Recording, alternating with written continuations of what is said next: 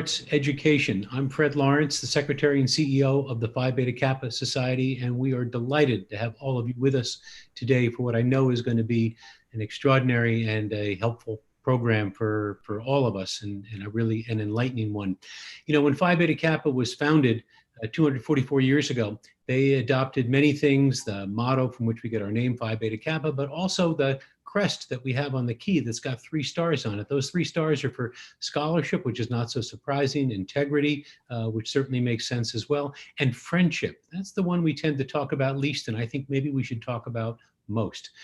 What they meant by friendship was a real sense of connectedness, a real sense of engagement with each other. In 1776, they didn't talk about networking, but I think they would recognize this concept of people coming together in an engaged kind of fellowship to learn from each other and to support each other and to help each other. And that's really very much what today's program is about. You know, we always like to say that Phi Beta Kappa members include 17 United States presidents, 41 Supreme Court justices, 38 members of Congress, 140 Nobel laureates. Obviously, we're very proud of all that. But I think in a way it's misleading because it starts at the end of their careers, and it doesn't help you see what was at the beginning of their careers and the path through. Every one of those Phi Beta Kappa members started as a college graduate with stories and paths that are very similar to many of the ones represented around our virtual room tonight, those are our panelists and those of you listening. So like you, they were just starting out. They knew that excellence in the liberal arts and sciences could be the pathway to a productive life, to a meaningful life, to an engaged life. And they knew that it would give them the tools to thrive in a very changing time, and that certainly describes our time as well. Since 2016, every fall, Phi Beta Kappa has had a series of events called Key Connections, and we've done them all around the country. They tended to be right around the same weekend, right around this time of year. And I must say, when I've spoken at them, I always try to give the feel of one great event. And I would say, you know, all around the country this weekend, events are taking place. If we could have pulled it off, this is what we would have done. We would have had one national launch. So none of us wanted God knows the circumstances that have led to the use of this technology, but we've got it and we're using it now in a very powerful, I think, and creative way. So every challenge is in fact an opportunity. And so we are now all together as we launch Key Connections. When we thought about what the focus for Key Connections this year should be, the answer was pretty obvious. This is such a complicated time. And what we hear over and over again from new members is, what path should I take? How do I build professional connections and personal connections to explore that path? And how can I communicate the values of a liberal arts education to potential employers and to potential colleagues? These are always challenging questions, and I dare say, especially in the midst of a precarious economy and a global pandemic. Well, I cannot promise you precisely exact answers to all those questions, but I certainly can promise you tremendous insights and words of wisdom that I think will help light your path.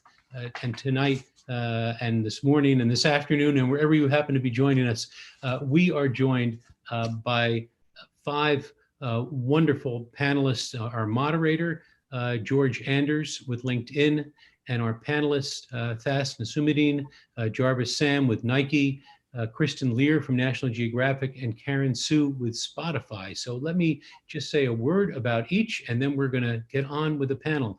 George Anders, who will be our moderator, is a great friend of Phi Beta Kappa, has been deeply involved with Phi Beta Kappa, and has generously shared his wisdom and expertise, including in Key Connections events. He was inducted at Stanford University, where he majored in economics. He's a leading author and a senior editor at large at LinkedIn. He's written 5 business books, including one you should all get. There you go, George, there's your shout out. Thank you, sir. You should all get, called You Can Do Anything, The Surprising Power of a Useless, in quotation marks, Liberal Arts Education, which is a wonderful exploration of many of the themes we're going to be talking about tonight. He's worked with Forbes, Fast Company, the Wall Street Journal, and we're delighted to have George as our moderator. Thas is the CEO of Omelet, a dynamic ad agency based out of Los Angeles, California. As Thas will tell us, Routes sometimes are not always the most direct. What looks like a straight line in retrospect has a lot of zigs and zags along the way, but she will tell us that one learns a great deal along the way, and maybe you learn more from the journey than you do from the destination. She became a member of Phi Beta Kappa at the University of California at San Diego, where she majored in human development. Welcome, Fass. Jarvis Sam is Vice President of Global Diversity and Inclusion at Nike. He oversees the global enterprise strategy for diversity, recruitment, and talent engagement. He was inducted into Phi Beta Kappa at Rice University in Houston, Texas, where he majored in history, policy studies, and sports management. He only had time to major in 3 things, apparently, and still was Phi Beta Kappa. We were struck by his LinkedIn profile, which states, "If you think your dreams are crazy, show them what crazy dreams can do." That's a lot of what tonight's about, is talking about what crazy dreams can do. And by the way, speaking of Jarvis's LinkedIn profile, I'm giving you brief summaries of our panelists, obviously. Look at their LinkedIn profiles and you'll learn a lot more about each of our panelists tonight. Kristen Lear is a bat conservationist and National Geographic explorer. She's a former Fulbright Scholar, ambassador for women in STEM with the American Association for the Advancement of Science, proving we always talk about the liberal arts and sciences. The sciences are in fact part of the liberal arts. The Greeks knew that 2,000 years ago, and we prove it Phi Beta Kappa, and Kristen's a pretty good example of it. She is the founding member of the Novalis Conservation Network. She was inducted into Phi Beta Kappa at Ohio Wesleyan University, where she received her BA in zoology. And Karen Sue is the product manager with Spotify. She has worked at the intersection of design and technology since her time as an undergraduate and Phi Beta Kappa member at Wellesley College outside of Boston, where she studied visual art, philosophy, and computer science. Another triptych that covers the spectrum of the liberal arts and sciences. Her own path included stops at Harvard and MIT before a series of positions in design and product management. Before I turn things over to George and the panel, just a couple of housekeeping items. If you have a question for one of our wonderful panel, please type it in the chat function on our YouTube live stream. We'll save time for questions at the end, so we'll get a chance to go through many of those questions. I also encourage you to carry the conversation on the Twitter. Please use the hashtag PBKMakeTheMost, all one word, hashtag PBKMakeTheMost. Again, thank you all for being with us. Thank you in particular to our wonderful panel for generously giving us of your time today. It's my great pleasure to turn the proceedings over to my dear friend, George Anders. Thank you so much, Fred. Thanks for the chance to be here. I'll give you a few minutes of overview of where I think we are economically, along with some thoughts about why liberal arts students are people with an especially promising role to play. And then we'll turn it loose on the panelists who will sort of make it all real and share some of their stories and their insights and their pathways. So the first point to make is that this is not hopeless right now. There is a surprising amount of hiring going on. We at LinkedIn run a hiring index, and go back to April and May, it was down 40, 50% from what it was a year ago. It's actually right now running a few points above break even. We are hiring a little more than we were in 2019. A lot of that is filling in the jobs of people who got laid off in the spring. Some of them are coming back. But there's also a lot of hiring happening in new and unexpected areas. So I sometimes tell people, the simplest one-word advice for whatever career you want it to have is put the word virtual in front of it. So I see people who are speakers. The keynote speakers are now virtual keynote speakers. I see people who are teachers. They are now virtual teachers. The virtual office assistant is now a job. All kinds of jobs are a thing that were not before. And we can be playful about it, but there's a serious point here too that, even though we're all kind of very ambivalent about whether being on Zoom is powerful or exasperating, and it's probably a bit of both, it is going to be a big part of our future. And there's no better time to master this in your early 20s than to try to master it in your early 50s or beyond. So think of that as a concept to bear in mind. The other point I want to underscore is that a lot of hiring is based on what get mislabeled the soft skills, but I would prefer to call the universal skills. When we ask employers what are the skills that are most important to them, we do this survey constantly at LinkedIn. What comes back are communication, teamwork, leadership, time management. And if you think about what you did in order to excel in college, there's a lot of communication. You're writing, you're speaking, you're gathering information. There's teamwork. If you're in seminars, you're working with other students. There's leadership, and I'm sure all of you can think of projects you got involved in college and beyond. And time management, and that's crucial. I can't tell you, I mean, I've managed no end of people in journalism. The ones who have some sense of how to make the clock or the calendar work for them get amazing things done. The people who go sideways, it's so frustrating because you want it to work out better than it does. But if you've made it this far, you've got time management down. You own that. And these are all valuable traits. Now, the question is, how do you get that into the conversation? And I think one of the frustrating things in job hunting is to try and answer those ads that are posted on the internet for everyone. And we've made it easy to submit an application. So now we at LinkedIn will see 300, 600, 900 people apply for an opening. And it's frustrating because, 899 of them are not going to get that job. And probably 850 of them are not going to get a full hearing. We'll scan resumes as fast as we can, but that's not the front door. Or if it is the front door, that's a tough front door to get through. So what I recommend to everyone is work your connections, both the ones you have now, but also the ones you'd like to have. Whatever school you went to, there are alumni who would like to help you.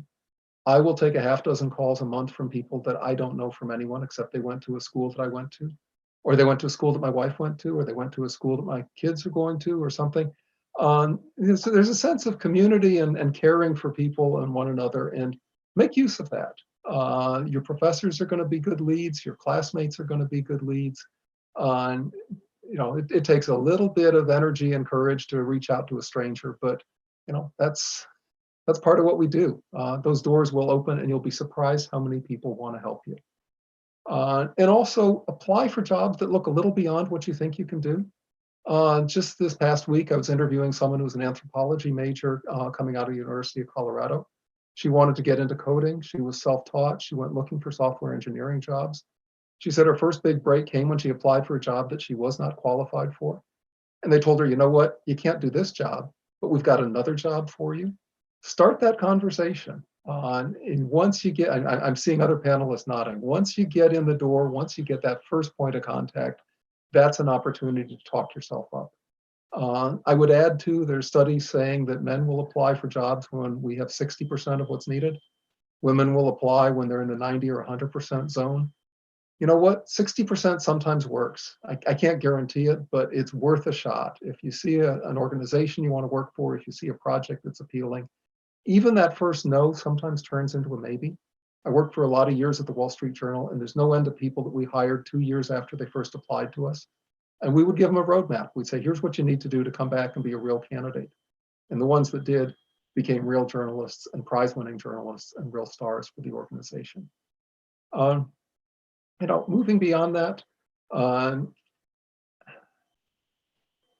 what can I tell you? Our panelists are really going to be the people who can take you in deeper. I've given you an overview. I don't want to steal time away from them. Why don't we get started? And Thas, I think you are first up. I would love to hear about some of the turning points in your journey. I mean, they're laid out in 2 dimensions on your bio, but you can tell us in 3 or 4 dimensions. What was it like along the zigzags, and how did you make it all work?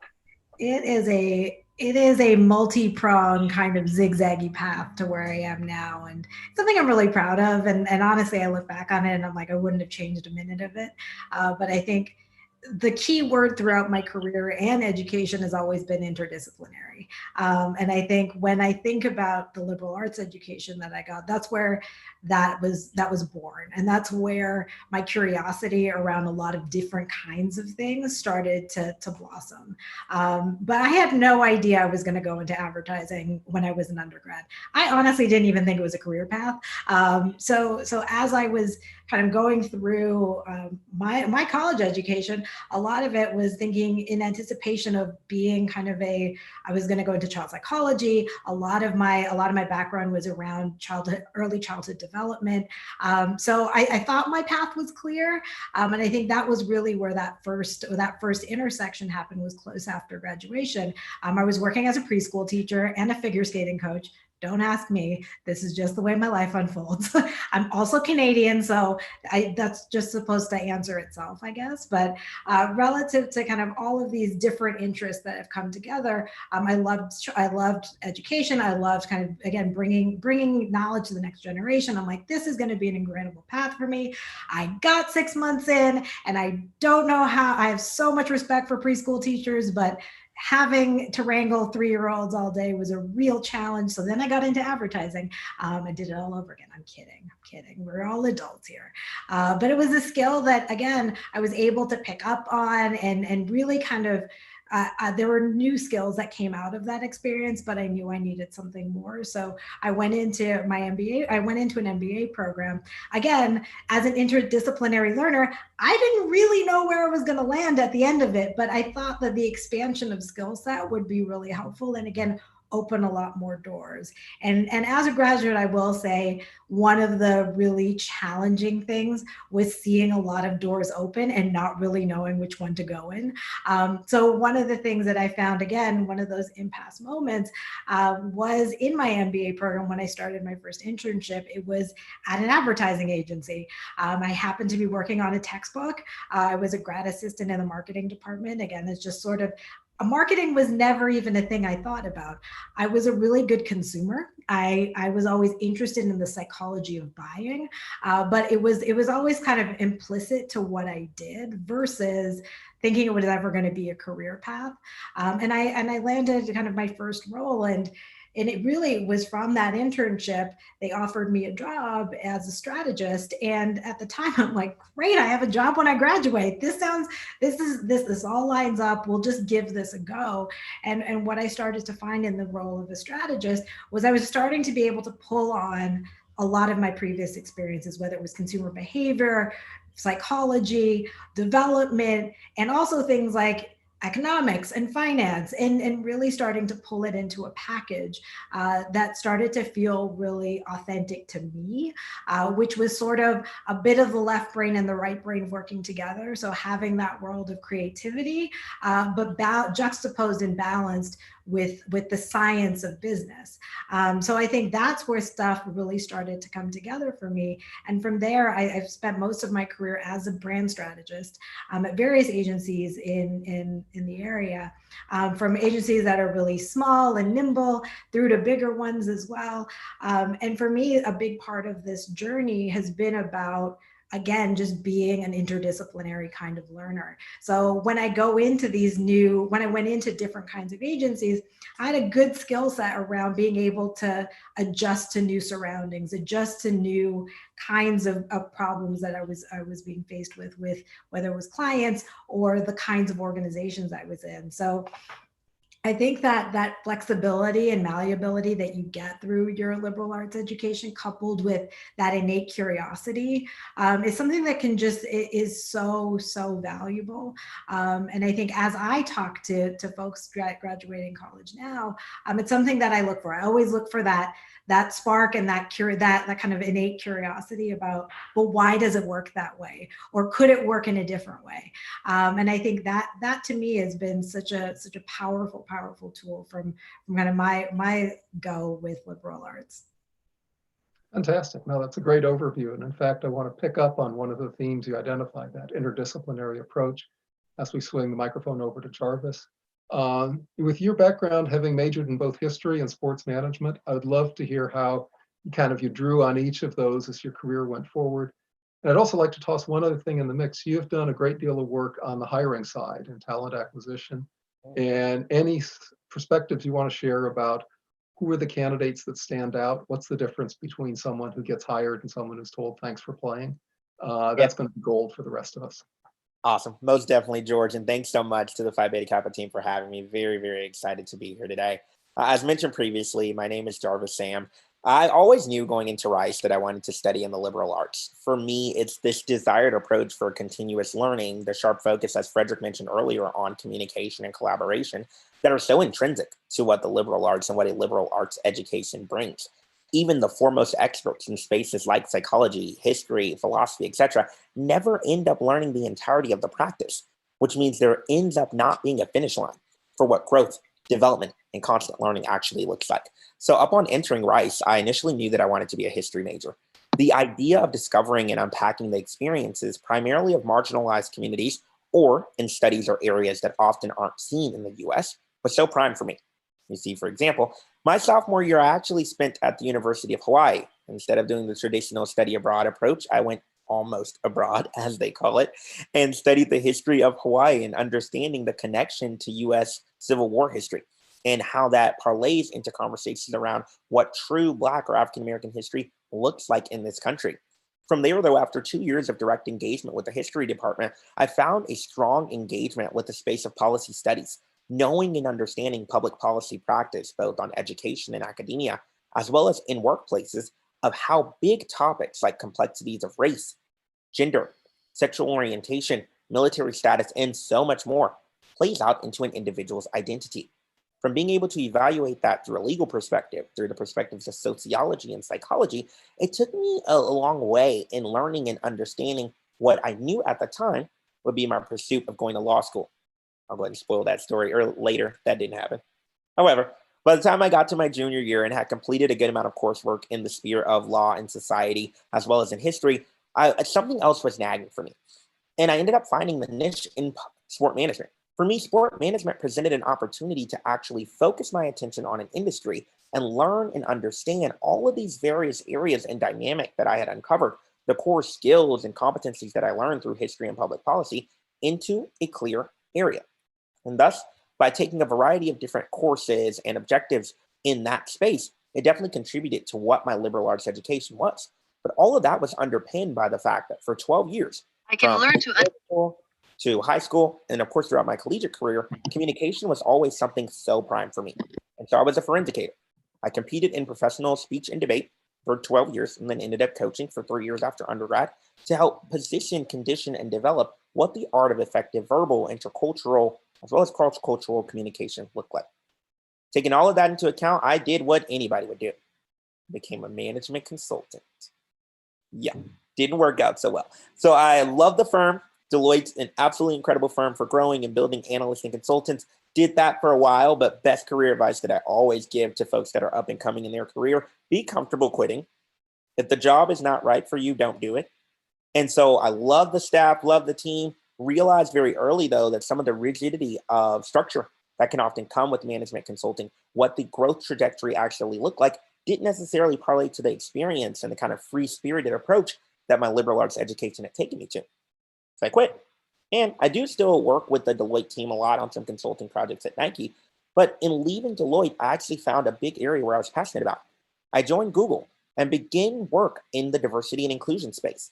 It was where I found a big connection between all of the work that I had done to understand the experiences and approaches of marginalized communities, but unpicking and understanding how that shows up in the workplace around topics like representation.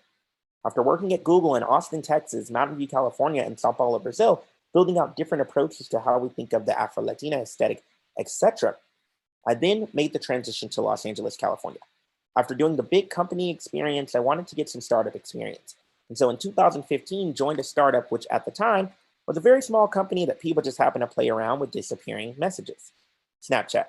I spent about a 3.5-year tenure over at Snap, working as the company's first ever head of global diversity, equity, and inclusion, as well as in the technology recruitment space. Understanding that as we build programs around STEM and STEAM education for youth, two populations that are often left out of that conversation are women and communities of color.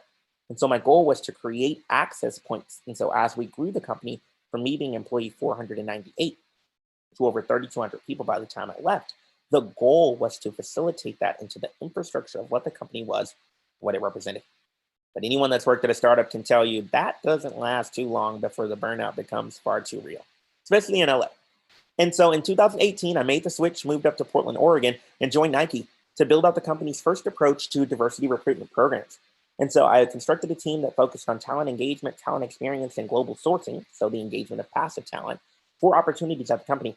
And over the course of the last 2.5 years, built out a few effective approaches to driving representation, and proudly about 6 weeks ago was promoted and took on an opportunity as the company's vice president of diversity, equity, and inclusion, a role that I'm incredibly excited about given the current juncture where we find ourselves in. where the term Black Lives Matter for some may be a term of in vogue or in the moment, but where we have to understand the connection to our consumers, our athletes, our teammates, our colleagues, and everyone a part of the Phi Beta Kappa family has to be prime and something that's of vital importance to us. So thrilled to be serving in that role and positioning great opportunities for Nike as a company. To quickly broach on the second part of your question, George, one of the big pieces in my recruiting experience that has led me, I've evaluated nearly 100,000 resumes throughout a 10-year tenure working with recruiting and in talent acquisition spaces. The biggest piece is the level of authenticity that talent brings through their resumes. Don't just Google standard resumes for a specific role or try to retrofit yourself into someone else's shoes. It doesn't work that way. In fact, what companies actually desire is this diversity of engagement and diversity of experience that brings something unique or different to the table. Understanding that your career path does not necessarily have to be a linear approach that starts with an undergrad liberal arts education and lands you in a big role. Rather, it's an opportunity where you can succeed in certain junctures or certain functions, fail along the way, I certainly know I have, while also demonstrating that level of authentic engagement until you find the role that is your passion and your purpose and that will allow you to thrive. The resumes that often stand out most for me are people that may not necessarily be clear on where they're going, but have certainly taken some clear, intentional, and deliberate steps to get them on a pathway for the future. That's fantastic. It's a lot of great ideas and a really interesting journey. And yeah, we'll get more into what you're doing at Nike and then the follow-on Q&A, but that gets us rolling. Awesome. Kristen, I want to pick up on Jarvis's point about authentic involvement, and I'm blown away with the amount that you've been able to build an identity that goes beyond academia. You've taken your field of interest into all kinds of areas, and I'm thinking there's some bigger advice too for anyone who's considering an academic career, that the rules are different now, and I'd love to get your thoughts on how you've been able to both be yourself and build up expertise and standing in the field. Yeah, that's a great question. It's a big question, and I think one that's taken me kind of years to cultivate. And I'm like all of us, there's no end. You're always improving. You're always, growing. So I think this is something that's been a lifelong question of mine, is finding my passion and finding how to be my authentic self within my career. So to give a little bit of background, I graduated from college in 2011. So I went to Ohio Wesleyan University for vet school. That was my pre-vet, what I went into college thinking I was going to do. I had always loved animals, always loved, learning about animals. So I thought, I'm going to be a vet. So I took some of the classes to prepare myself for vet school. But then during the summers, I had opportunities to go out to different parts of the country and help with research projects, wildlife research projects. And my second summer, I got to help with a bat research project in Texas with a PhD student who was doing her work there. And that is when I realized that I no longer wanted to go to vet school, that was not my passion in life, and bats were what I wanted to focus on. And it came kind of full circle, because when I was 12, for my Girl Scout Silver Award project, I built bat houses and put them up in my hometown for that project. So bats had always kind of been in my brain, and at college, I had the opportunity to actually work with them, and that was what solidified it for me. So ever since my sophomore year of college, I've been kind of cultivating my career in bat conservation. Like most people here, it was not a straight path necessarily, but I always did have this goal in mind of kind of what I wanted to do once I made that decision. So when I decided that I did not want to do vet school, I was then trying to figure out, well, what do I want to do and how do I want to incorporate, bat conservation into my career and my life. So it took a while, and I realized that I wanted to go to grad school. I wanted to get my PhD in conservation, and that kind of was my goal. So then I was thinking in college, how do I get to that goal? And ended up doing a Fulbright scholarship in Australia, studying a critically endangered bat species, cultivated a lot of really great relationships while I was in Australia for that year. And those relationships with those bat conservationists have kind of carried me forward into my career. After my Fulbright year, I knew I wanted to go get my PhD, but I didn't know exactly what I wanted to focus on for my research, like what area of bat conservation. And so I took a year and a half off, I guess, out of academia, where I lived at home with my parents. I was back in Cincinnati, Ohio, living with my parents for that year and a half. And I actually got a job as a chemical lab technician at a chemical manufacturing company in Cincinnati, which I hated chemistry in college. I had sworn, after organic chemistry, I had sworn I would never touch chemistry again. And here I was as a lab technician for a year and a half. But again, I really enjoyed that time and those connections that I made. I'm actually still talking to my old boss now about some opportunities. So you really never know where those offshoots on your path are going to take you. So yeah, after that, I applied to grad school in 2014, and I started in 2014 at the University of Georgia and studying integrative conservation. And for the past 6 years, have been working on my PhD in Northeast Mexico with endangered pollinating bats. And a kind of a funny thing is I knew going into my PhD that I didn't want to go into academia as a career path. And people ask me, why did you want to do a PhD if you weren't going to go into academia? But for me, it was kind of like a point of pride, and also something that can carry you forward and open doors for your future, opportunities. So I was thinking, well, I don't want to go into academia. What do I want to do? And one of the kind of pieces of advice that I've heard over the years is trying to find what you're good at and what you enjoy doing, and trying to find the joint part of that, like the Venn diagram. What are you good at and what do you enjoy doing, and try to find the match.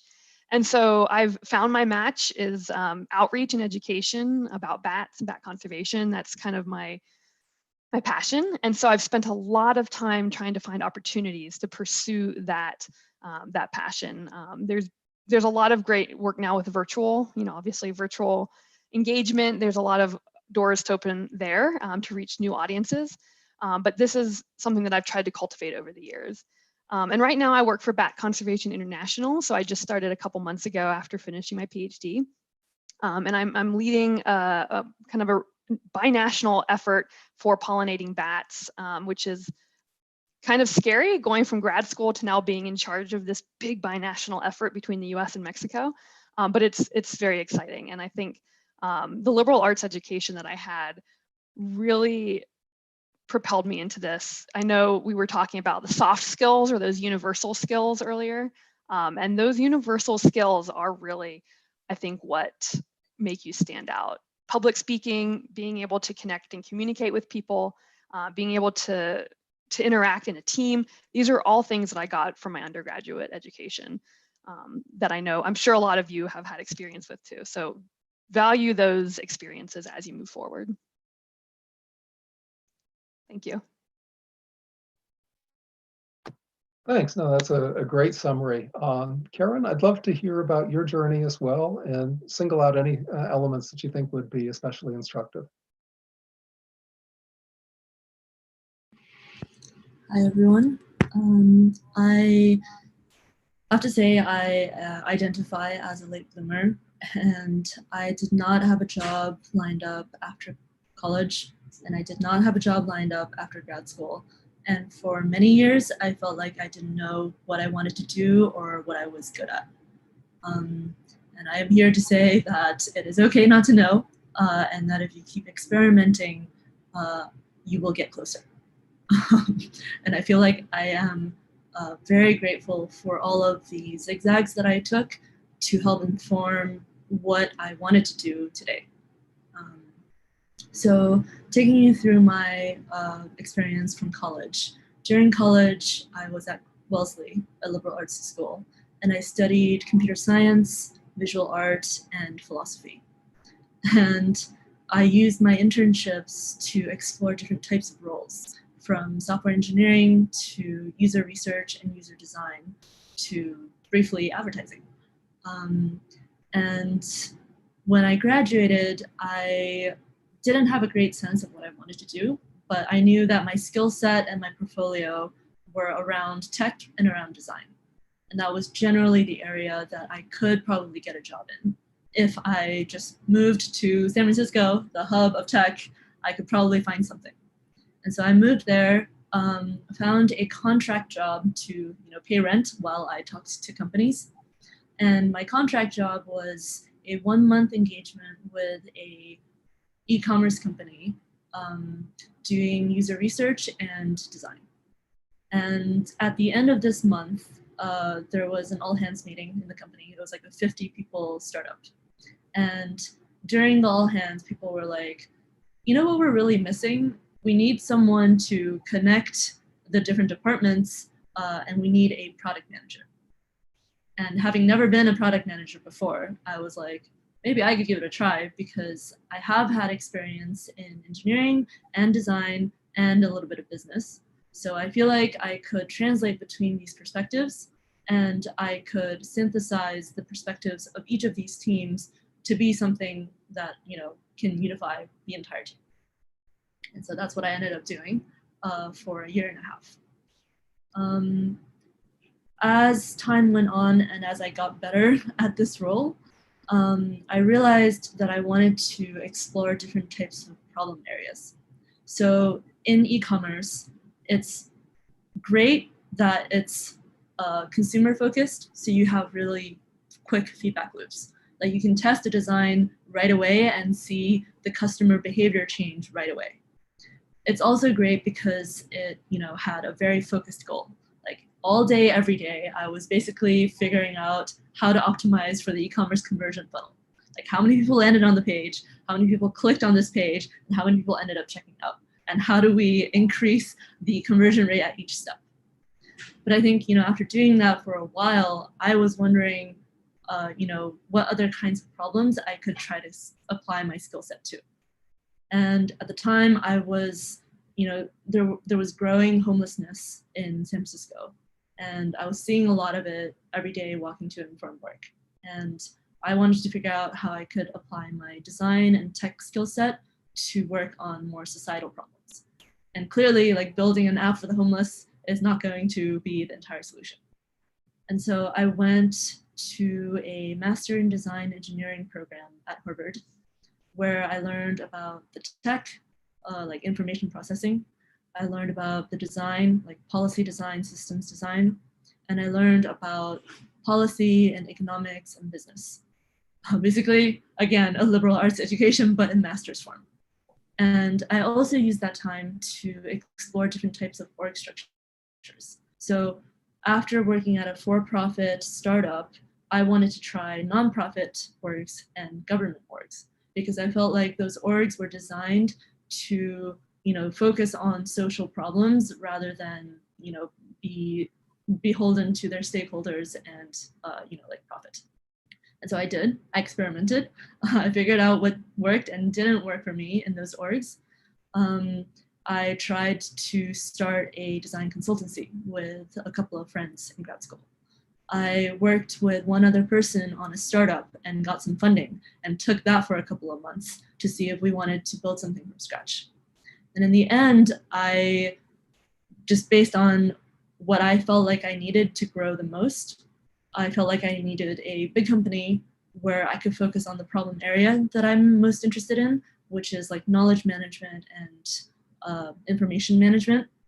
And I realized that product management is still the thing that I am best at and most interested in. And so that's how I ended up at this role. I basically looked only for big companies with research type, platform type teams that were working in the knowledge management space, very, very niche.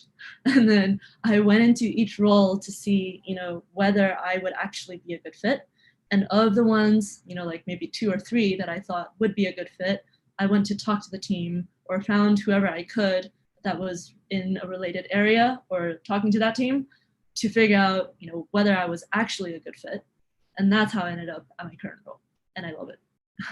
And so I guess if there's one takeaway I can leave you with, it would be that it's okay to not know what you want. You can, get all the advice in the world, but in the end, you're the only person who can know what is best for you. And so what you have to do is just keep experimenting and keep a long-term outlook. You pick a direction, you try it for a while, you try your best and try to contribute in the best way. And then at the end of that experience, or after a period, you can reflect on what worked and what didn't, what you're good at and what you're not, what people value you for and don't value you for. And then you can adjust course based on that. So yes. Oh, that's terrific. And that sense of being your own inner compass, I think, is crucial. That we will get good advice from some people, but in the end, we have to chart the journey that makes sense to us. We're starting to get some questions coming in from the stream, which is great. I'm going to ask a few of them verbatim, and then some of them I'm going to take and kind of work with a little bit. So one of them is, what's the etiquette for asking people for help in your job search? I'd like to build that up a little bigger and get each of the panelists to talk about the roles of mentors and what mentors can and can't do for you, how you find them, what to expect from them, what not to expect from them.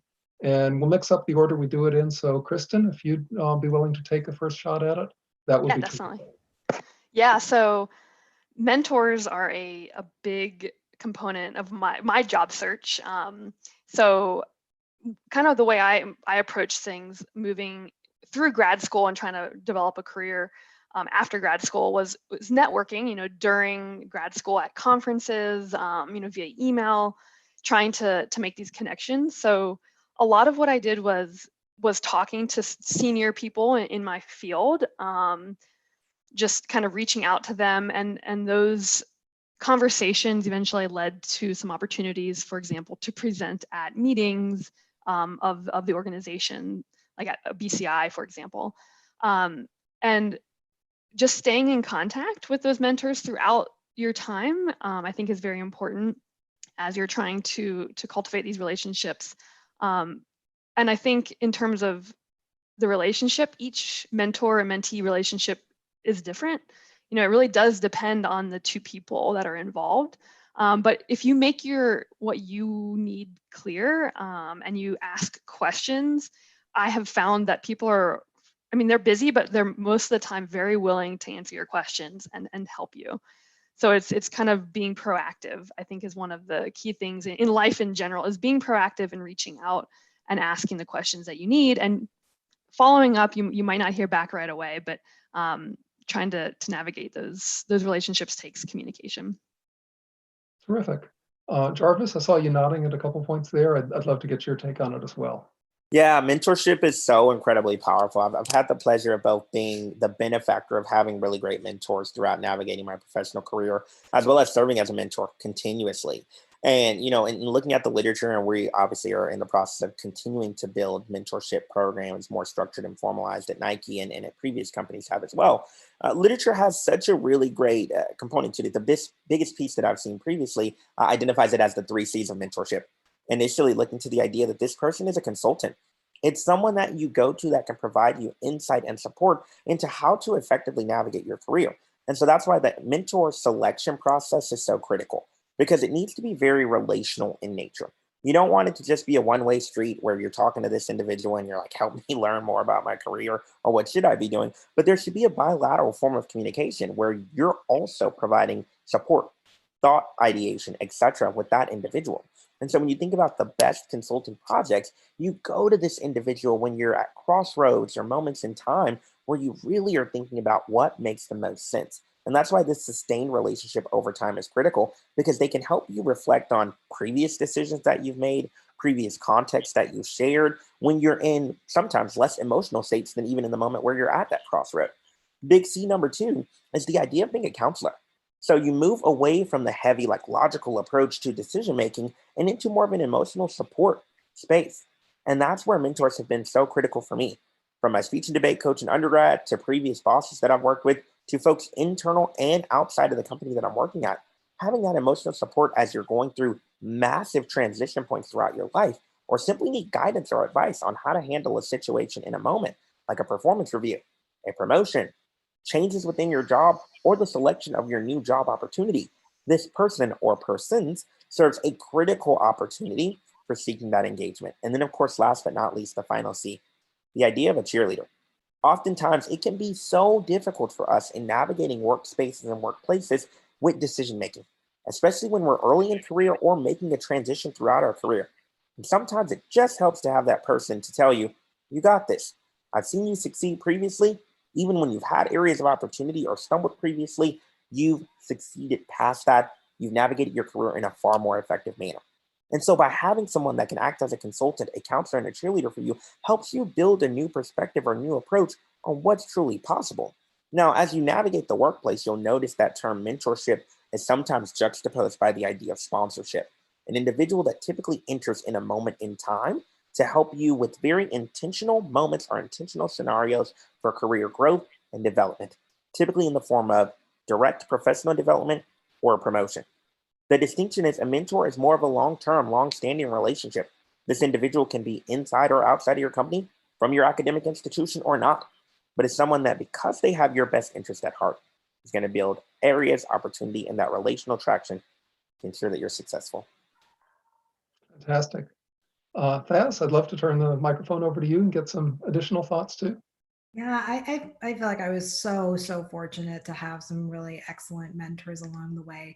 And the funny part was my mentors rarely came from the organization I was in or even the country I was living in. So the way that I sourced a lot of mentors was really through social media and Twitter. So advertising is the sort of industry where you have a lot of very opinionated people who use their platforms mostly for good. And again, a decade ago, there was so much discourse around kind of where the field of strategy was going, where the field of advertising was going, and sort of a new-ish person to the industry a few years in, I was just participating in conversations. I was speaking to CEOs and chief creative officers that I had no business. If in my regular life as like an advertising schmuck, I would not be kind of privy to those kinds of relationships. But what I was able to do is bring to the table a new perspective, or be able to engage in content that they had created or perspectives that they had or ask questions.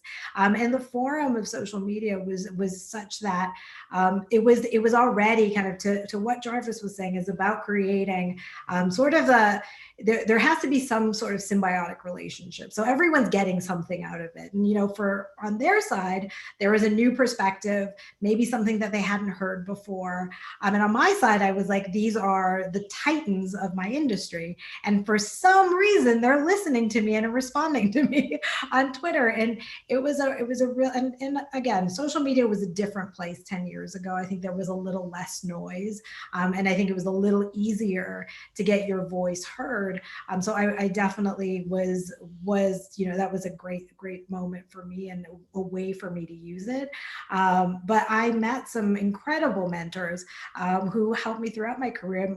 Many of them, a lot of kind of traditional brand strategy and brand planning was kind of, its roots are in the UK.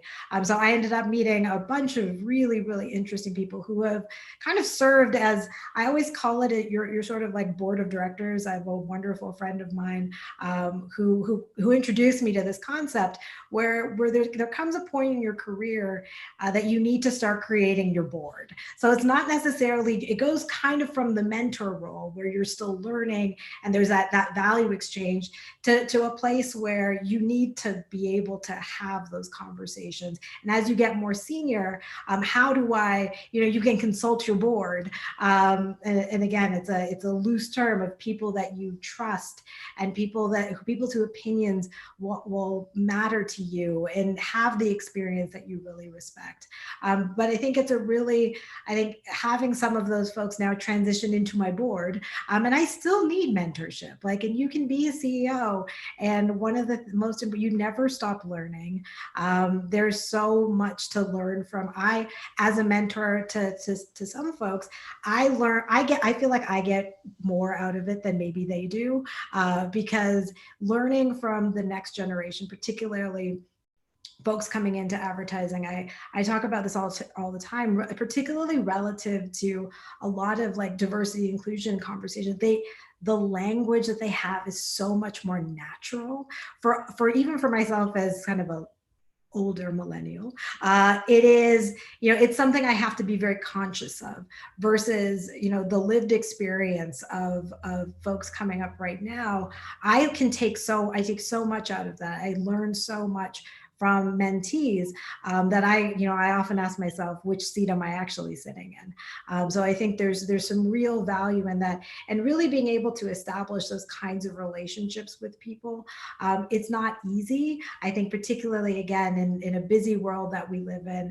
But I think in this moment in particular, because a lot of us our lives are a little bit different. I used to spend 80% of my time on an airplane, but right now being in one place actually allows a schedule to have more conversations with people. So I think as you're thinking about, approaching folks, this is actually not the worst time, because it's not that we have all the time in the world, but I will say there's flexibility that used to not be there because, again, you have a slightly more stable calendar.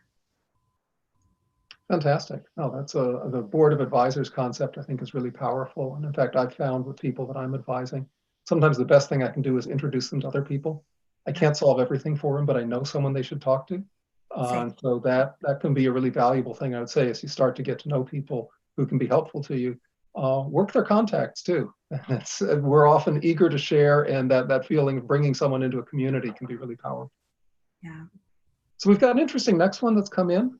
And I'll read it first. I want to push back a little bit against it, but I also want to give the panel members a chance to talk it through. Considering the inherently privileged nature of a liberal arts education, how can we challenge the gatekeeping of racially and socioeconomically disadvantaged communities? I would argue that the liberal arts are your best ally on this. Sociology has been fighting the good fight since 1905. I mean, that's what it does. And it takes on power. It sort of peels it apart. We go into literature and, that's Toni Morrison, that's Maya Angelou. We go into history, that's W.E.B. Du Bois. I mean, the foundations are there. The fight can be fought, and I think liberal arts is a very powerful tool for that. So that said, there's a lot more work that needs to be done. And let me open it up to any of the panelists that want to step forward and offer some thoughts about what more a liberal arts foundation can do at a time like this. Fred, you might even want to join in too. You're probably thinking about this as deeply as any of us. Yeah, I'm happy to kick us off there, George. I think it dovetails quite well into both my academic and professional experience. I think there's a couple of things. I think you're right with the critique, George, in starting with the idea that if we look to modern folks who are continuing to evangelize this work, folks like Randall Kennedy up at Harvard, folks like Kimberly Crenshaw at UCLA, the liberal arts have offered an opportunity to give voice, actually, to a lot of marginalized communities and populations, whether socioeconomically disadvantaged, the immigrant voice, the experience of Black professionals, or in the case of Kimberly, when she talks about the idea of intersectionality, it allows us to breathe voice into what those experiences are. When I think about the intersection of my own experience as an openly gay identified Black man, I understand that the impasse of having to have big discussions around homophobia and transphobia in the Black community, paired with overt and inherent racism that sometimes exists in LGBTQ plus populations, it is the sociology, it is the psychology, it is the anthropology of experience of all of these marginalized groups and communities that helps that come to life. Completely agree. There's more to be done. And it starts with the idea of access. As we all as a society become far more digitally advanced and are forced to navigate in a virtual world right now, it does create a deeper dichotomy where there is separation. Racially, there's a separation of those that are socioeconomically advanced and advantaged versus those that are not. And so that then actually amplifies or forces us to catalyze the work and the role that liberal arts education plays. It's forcing us to break down and deconstruct barriers of revisionist history that enable states like my wonderful home state of Texas to remove certain components of history, so not to teach students the actual history of the Black experience.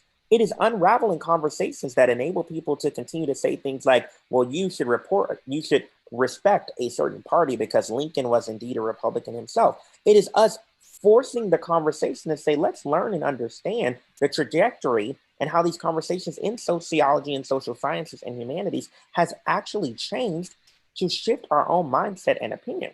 And then it's offering the access to these communities to be able to engage in the dialogue.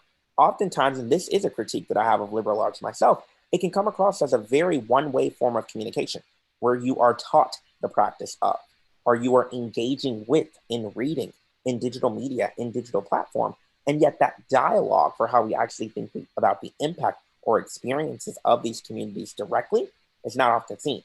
It's elevating this idea of primary source content to go to the people themselves and understand their experience before attempting to postulate around it simply by saying what could be or what should be.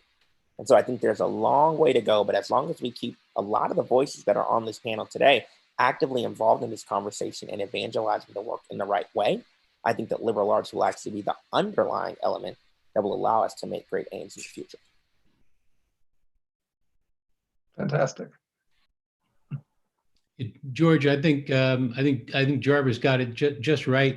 It's interesting he mentions Kim Crenshaw. Today we talk about intersectionality in so many different contexts. She actually created that explanatory tool, what's now getting to be decades ago. So that comes out of a liberal arts interdisciplinary approach. She does it in legal scholarship, but she brings to bear social psychology, history, philosophy, sociology, political theory. But what she gives us is an explanatory tool that now is transformative. I mean, it affects everything from policy debates to what's going on the street, right? So that all comes from her scholarship. Properly understood, the liberal arts is an incredibly empowering experience. I understand it can feel very elitist and it can feel very internal. It's one of the reasons that we are very focused at Phi Beta Kappa now on facing out into the world, not just taking it in. We talk about the liberal arts preparing us for a meaningful life of the mind. Yes, absolutely, but also a productive life and also a life of engagement as citizens. So that's what your liberal arts education has prepared you for. It doesn't end. You try to remember that what you just went through when you graduated, they didn't call it conclusion, they called it commencement. There's a reason for that. It is the beginning of everything that comes next, and it should be a very empowering experience. The liberal arts, more than anything, is a set of tools. It's a way of looking at the world that takes you out into the world. Oh, that's great. We've got time for one more question. I want to give all the panelists a shot at it, and we'll start with Karen. And this gets more tactical. For everyone who's going out for a job interview in the next 2 weeks or trying to line up a job interview, what would be 2 pieces of advice you'd give people, or 2 things you've seen in our virtual pandemic world where you go, here's something that I wish you knew, or I'd like to share with you, or that I think you can draw inspiration from? Interview within the next 2 weeks. Okay, I think you can move the parameters around a little bit, but I'm wanting to end on something that's practical and tactical. Sure. Maybe I'll zoom out a little bit first of what you apply for in the first place and where you end up going to interviews for. As I've shared in my journey, I think the jobs where I've been the happiest and I've been the best fit, I've been very intentional about figuring out whether we are a good fit. So at the very beginning, you should only be, I think casting a wide net and applying for everything that is available on LinkedIn typically has not worked very well for me, because they know that my cover letter is very generic and that I'm not a good fit for the position. And so hopefully by the time you get to the interview, you're already at something where you could be a good fit. And I think when you're in that conversation, you should remember to be authentic and to present yourself realistically, to set the right expectations instead of, trying to pad yourself up with all of these things that people can probably see through. You should also remember that it's a 2-way conversation, that you're evaluating your fit just as much as the employer is evaluating your fit. You might not feel that way, especially during COVID, but it is that. And I think people can tell when you are genuinely interested in finding a good fit versus, just trying to get the job no matter what. And I think that ties into a lot of what Jarvis previously said about just being authentic. No, that's great. In fact, to pick up on one point, I would say I've seen more interviews won or lost when the tables are turned and when we go to the candidate, do you have any questions for us? And that is a chance to absolutely excel if you've done your homework and know it and can imagine a role you could play. And that's a chance to just move down the list really fast if you go, no. Then I start to wonder, are you even interested in working here? So anyway, it's an interjection. Let me turn the mic over to Kristen now. Yeah, actually, I'm going to follow up on that. So yeah, when they ask you, do you have any questions? Yes, always have some questions. And I was always told, don't have questions that are like, how many employees do you have? Or some basic questions that you can easily find on their website. You know, don't ask those questions because it looks like you didn't do your homework. So I was always told to look into their organization, what they're trying to do, what their mission is, and kind of their strategic plan, and think about before the interview how you can fit into that and how you can contribute your skills and your time to advancing their goals and their mission. I think that has always resonated with me, and it really helps, you know, you figure out if you're a good fit for them, but also likewise if you're going to contribute to their organization. So definitely do that research ahead of time. And then going back to what I said earlier, trying to think about, you know, what you're good at, what you enjoy doing, and the overlap between those, and capitalizing on that in your interview. Fantastic. So moving across my screen, we'll go to Jarvis, and then Thaz, you'll get a chance to wrap up for all of us.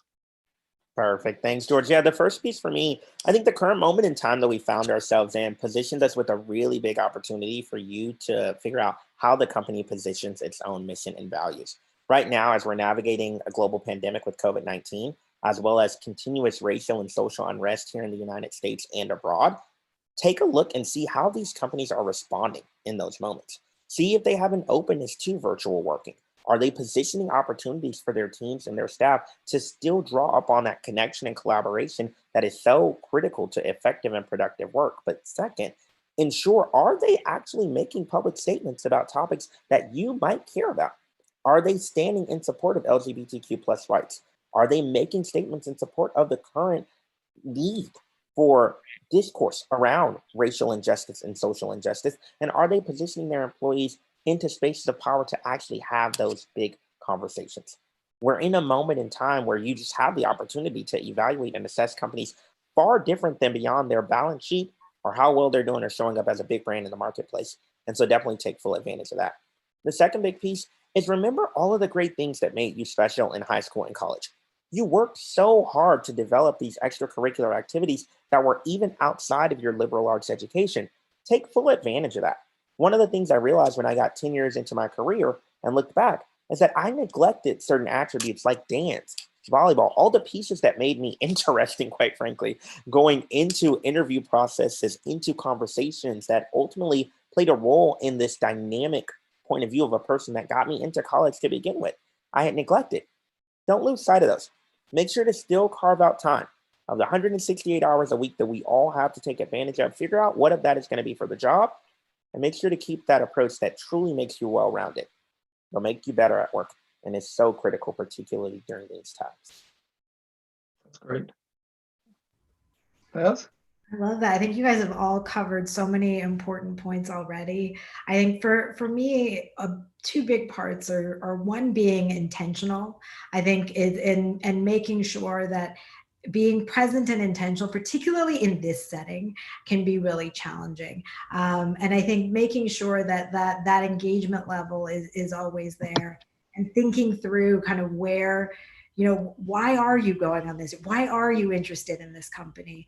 And having those whys ready. I think some of Jarvis's points is understanding their perspective, understanding that their values are in line with your values is incredibly important. And that's something that, as a person who's running a business, I'm very mindful of in making sure that it's and our points of view are clear. And if it's not coming through, it's something you can ask about. Because again, different kinds of organizations can communicate them in different ways. And I think the other really important thing, particularly in a creative industry, being yourself is really important. Don't be what you think the job description wants you to be. You have to be who you are. And you know, we talk a lot about, and so many organizations use this language, but bringing your whole self to work. Bring your whole self to an interview as well, because we want to know who you are and what you do and what's interesting, because we can see your resume, we can see your CV, but what is the other stuff that makes you such a great candidate and human being for this kind of role. When we think about how we hire, it's not just hiring for skill set, it's hiring for culture. And culture, it's not a culture fit. We're looking for people who can fit within the mosaic of people that we have, and who can bring something new and unique. It's not just about trying to be like and I think so much of kind of what we learn in the world is like, how can you mirror your interviewer? It's really about how do you bring yourself to the mix so your interviewer can see you for who you are. And that, I think, is the best thing. And I know it's hard to do through a screen, but whatever we can do, whatever you can do to bring that to life, you'll be well set for your interviews. That's great. And I just reinforce what Thaz and Jarvis both said. If there's ever a time to help people stretch their culture and to present yourself as someone who can expand and improve their culture, this is that moment. Fred, we have stolen 5 minutes of your time, but we'll give you a condensed amount of time to wrap up. And I apologize, but I don't apologize too much. No, you haven't stolen the time at all. You used it very, very well and very wisely. My obligations here are few but important ones. First of all, on behalf of everyone participating on YouTube tonight, to thank our wonderful panelists, Thaz, Kristen, Karen, Jarvis, and George is our moderator. I was thinking as you were all talking of the great saying of the philosopher Kierkegaard, who said that life has to be lived forward and understood backward. There are a lot of zigs and zags along the way, but all of you who are not that far along the path ahead of many of the people who are participating tonight on YouTube, to see that it didn't all start out the way, didn't all end up the way it started out, right? You're going to be a veterinarian, but you're not going to be a veterinarian. But it turns out you had bats on the brain from the very beginning. So, there are ways in which these stories are sort of make sense in retrospect, that's be understood backwards. So thank you all for making sense of it in retrospect, even as you demonstrated to us that the journey itself is a complicated one, and also candidly one that sometimes has missteps and has moments of not success and moments of uncertainty and moments of insecurity, and that's okay too. I'm also very grateful for your very practical advice. I mean, George asked for 2 pieces of advice each, and I did think when he asked that, you're really going to come up with 8 different pieces of advice, and you did. They're all interesting for different moments when you walk in, but I think so much of that is about the self-knowledge that hopefully the liberal arts has propelled as well. Who am I and what do I want to be and what can I bring to this organization that I'm looking for, which is both a really good tactical question, but in a broader sense, that idea of finding a match. It's job searches are not races to be won; they're matches to be made. And I know that's easy to say. It doesn't always feel that way, and you want to get that first job, but it is a process. It is an ongoing process. You get to George's stage and my stage, and it's still a process. And that's the joy of it. That's the beauty of it.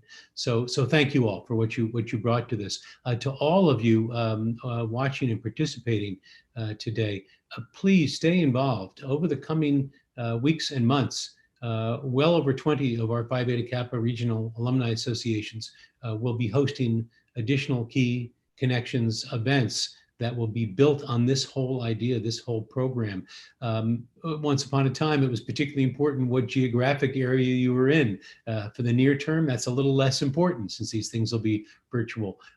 But soon, and God willing, sooner than we think, we'll be back to interacting in person. And wherever you are in the country, there are Phi Beta Kappa associations. There are 50 altogether all around the country.